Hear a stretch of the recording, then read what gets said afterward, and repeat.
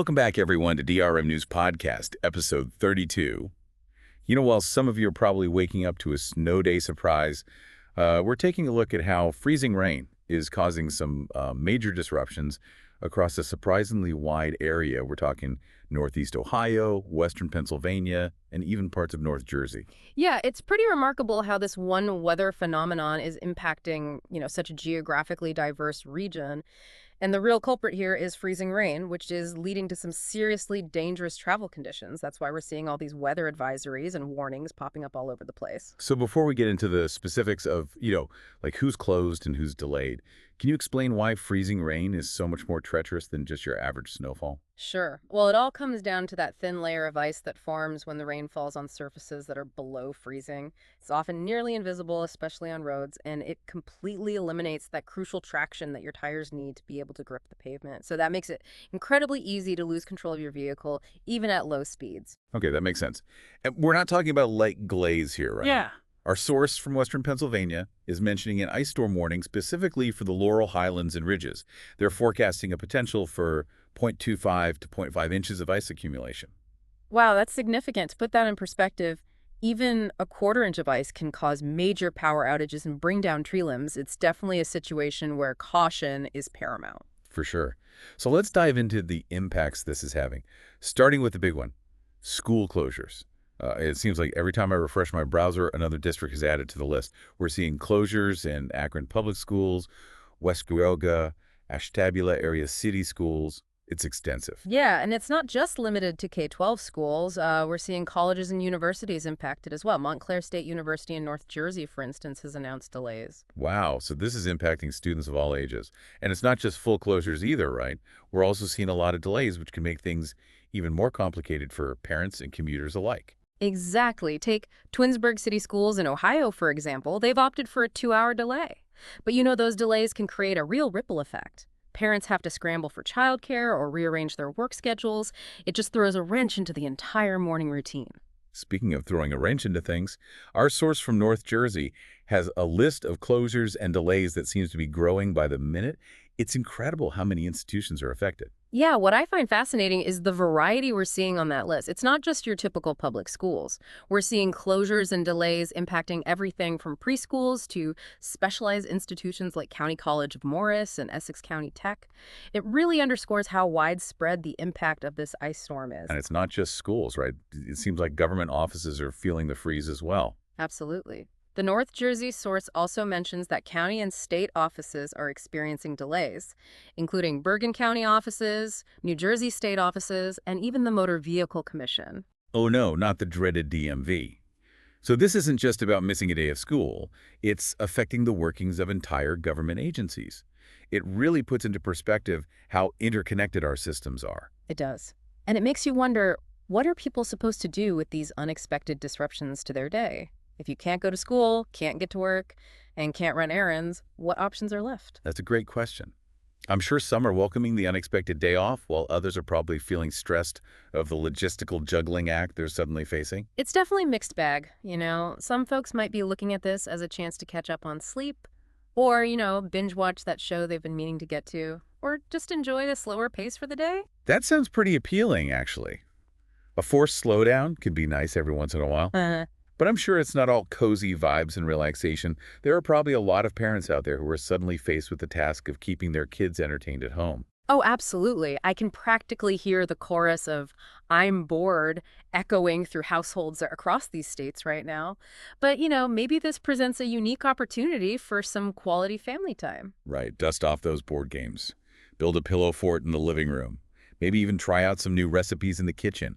There are plenty of ways to make the most of an unexpected day at home together. Exactly. And for those who can't take the day off, Mhm. those who are considered essential workers or have commitments that can't be rescheduled, it's inspiring to see how communities often rally together during these kinds of events. Yeah, I've definitely seen that happening already. Neighbors helping each other shovel sidewalks, friends offering to carpool, local businesses extending a helping hand. It's a reminder that even a bit of ice can't completely freeze out that sense of community. It's heartwarming to see. And, all this talk about closures and disruptions, it kind of brings up an interesting question. How do school districts even decide when to close or delay? It can't be as simple as just looking out the window and seeing some ice. That's a great point. It's got to be way more complicated than that. What are some of the factors that go into making that call? Well, as you can imagine, safety is the top priority. Districts have to carefully assess the road conditions, not just for buses, but also for students who walk or bike to school. They also consider things like sidewalk safety and the potential for power outages. So it's not just about whether the buses can run, it's about whether it's safe for everyone to get to school. Exactly. And then there's the whole issue of staffing. If teachers and other staff members can't get to school safely, that's another major factor. They have to make sure there are enough adults on site to supervise students and maintain a safe environment. Yeah, it sounds like a logistical nightmare. It can be. And let's not forget about communication. Districts have to get the word out to parents, students, and staff members quickly and efficiently. That often involves using a combination of phone calls, emails, text alerts, website updates, and social media posts. Wow. So it really is a multifaceted decision with a lot of moving parts. But speaking of communication, I have to say I'm impressed with the level of detail in the North Jersey sources list of closures and delays. It's incredibly comprehensive. It is. It lists everything from preschools to universities and even specifies the type of delay or closure, whether it's a full day, a 2-hour delay, or an early dismissal. It's clear they're really committed to keeping everyone informed. Absolutely. And that's crucial because it empowers people to make safe and informed decisions for themselves and their families. Imagine trying to navigate the situation without access to that kind of information. It would be chaos. Parents wouldn't know whether to send their kids to school, employees wouldn't know if they should go to work, and commuters would be left stranded. And that's why this kind of clear and comprehensive communication is so vital during these weather events. It's like a lifeline in a sea of icy uncertainty. Exactly. It reduces anxiety, prevents accidents, and helps ensure everyone stays safe and informed. And it's a great example of how technology can play a positive role during these disruptions. Oh, that's a great segue. We've talked a lot about the challenges of this ice storm. But let's shift gears for a moment and explore how technology is helping people cope and even find ways to connect and have some fun. I love that idea. After all, we've already established that sometimes a forced slowdown can have its benefits. Right. So let's dive into that. It really is amazing how technology has transformed the way we deal with situations like this. I remember back in the day, a snow day meant relying on the radio or those scrolling banners at the bottom of the TV screen for information. Oh, yeah, I remember those. You'd be glued to the TV just hoping your school would scroll by. Exactly. But now with smartphones and social media, we have instant access to real-time updates, detailed lists of closures and delays, and even interactive maps showing road conditions. It's like having a personal weather command center in your pocket.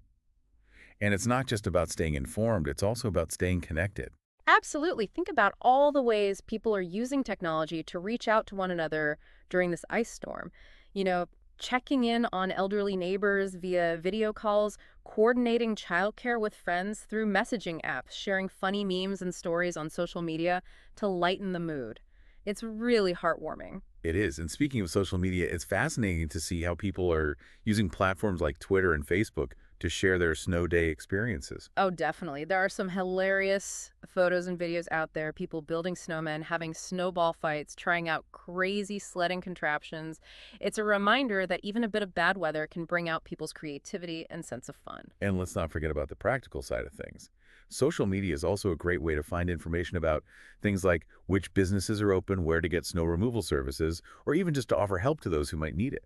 That's so true. It's like a virtual community bulletin board. And, as we wrap up our discussion about this ice storm, I keep coming back to the idea of resilience. Despite all the disruptions and challenges, people are finding ways to adapt, to help each other, and even to find moments of joy amidst the chaos. I completely agree. It's a testament to the human spirit. We might grumble about the inconvenience of icy roads and school closures, but ultimately we find ways to make the best of it.